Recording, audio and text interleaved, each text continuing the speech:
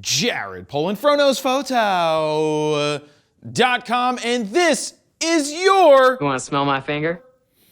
Yeah, okay. Photo News Fix. This fix is brought to you by Wirestock, which is the easiest way to sell your photos, videos, and vectors online. In fact, the last time we did this, a ton of you guys signed up, so that's a good thing. All those photos and videos you have sitting around, yeah, well, you should be uploading them to Wirestock and making some money. Here's how it works. You upload your photos or videos to Wirestock. They tag and keyword them for you and then distribute them for sale on the largest stock websites like Shutterstock, Adobe Stock, 123RF, Pond5, and many more. You can do all of this from one single free account. No subscription fees or flat fees. When you sell something, Wirestock takes 15% and you get the rest. There's no excuse not to at least try this out. Don't tell me you don't live in a place where you can get images. If you live on a farm, shoot the tractors and the chickens and the eggs and even horse manure and upload it. If you live in the city, shoot the lights, signs, people's feet walking, steam coming from vents, manholes, and not, no, Dan, still not those manholes. Everything. Go make some money with Wirestock. Sign up for free right now at bit.ly/wirefro. First up, Canon has announced some new firmware updates that will make the R5 and R6 even better. Oh, and I guess firmware update is also for a 1DX Mark III that's currently a dinosaur. Open the door.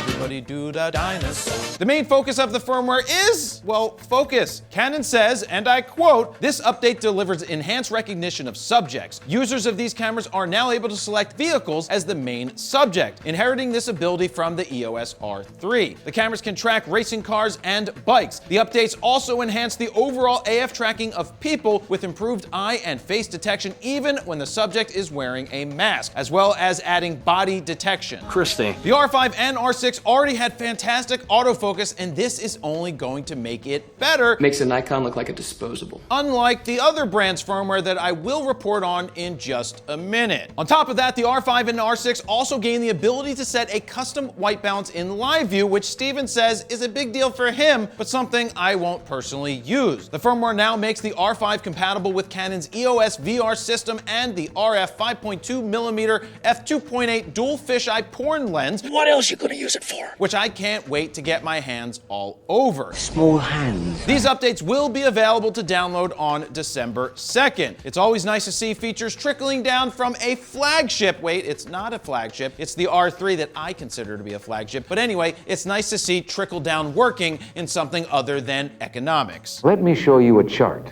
It actually never worked in trickle down economics. Don't go there. Oh, he had to go there. Next up, Nikon has released firmware updates for the Z50, Z5, Z6, Z7, Z70-200 2.8, and the WR-1 remote controller. To be clear, there is no update for the Z7 Space 2 or the Z6 Space 2. Man, that sucks! Now, the firmware does focus on a few things. One of them is updating the cameras to allow them to work with the F to Z2 mount adapter, and two, what all Nikon Z shooters have been waiting for, better autofocus.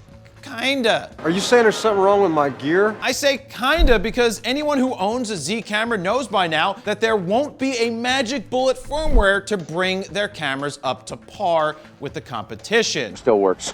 You're such a hater, Jared. All you do is hate on Nikon. No. Allow me to retort. Actually, I'm a realist trying to temper your expectations because there's only so far Nikon can improve these cameras due to the Speed 6 processor's limitations. I just think the bar should be lower. The Z50 and the Z5 gain improved face and eye detection performance and the visibility of subjects in pictures taken using an optional flash unit. The Z6 and Z7 gains the same things, plus improved eye detection performance for auto area AF and wide area AF large, as well as increase the refresh rate for the focus point display during face/eye detection and subject tracking AF. Now, it's still great to see that Nikon is working hard to improve these cameras 3 years out, but there's honestly only so much juice you can squeeze out of an orange, and I think this orange is empty.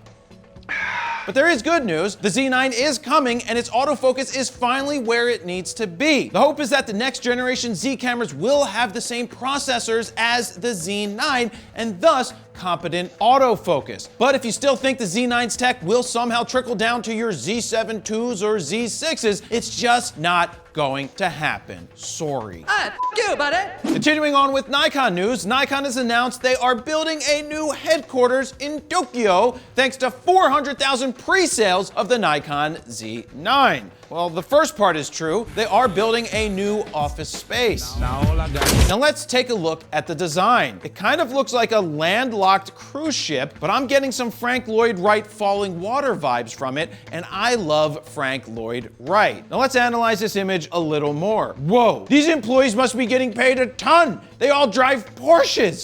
Boys always shot him, but real gangsta. Wait a second, is that Madeline Kay? Is she looking hot right now walking across the street? I think it is. Hey Madeline, it's me, it's Jared. How are you? Anyway, let's look at the second image since she's ignoring me. It looks like Nikon's new office space is going to stand out from the rest of the buildings in Tokyo. I mean, because it's not a blue box like every other building that's currently there. So congrats to Nikon for breaking away from the popular blue box design. Now, I do hope Nikon invites me to Japan because that would be a super fun trip. Make it Suntory time. Finally, Canon Rumors has dropped some specs for the forthcoming Canon R5C. Now, the Canon R5C has been rumored for a while, and it's not a replacement for the R5, but more a cinema version of the R5. It's rumored to have a built-in fan, which will allow it to have unlimited 8K 30p recording in Cinema Raw Lite, have timecode in and out, Canon Log 3, have mounting points for accessories, a full HDMI port, and an LCD screen that has been moved further back to accommodate the cooling fan. Now, if I had to guess, this camera will probably